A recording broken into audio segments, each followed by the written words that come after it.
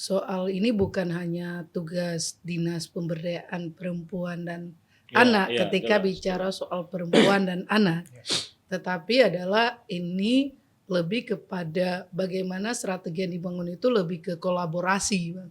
Kalau selama ini kita lihat yang tadi itu pertanyaannya adalah apakah programnya salah begitu Betul. ya, sebenarnya sepakat bukan program yang salah, tapi belum tepat sasaran.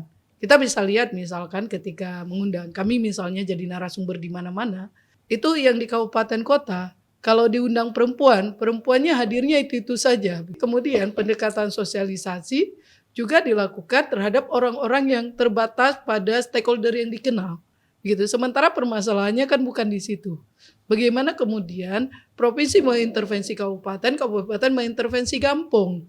Nah, ini strategi yang dilihat bukan hanya soal keberlanjutan program yang dilakukan, tetapi adalah keberlanjutan dari pola koordinasi dan Iya, oke. mekanisme koordinasi.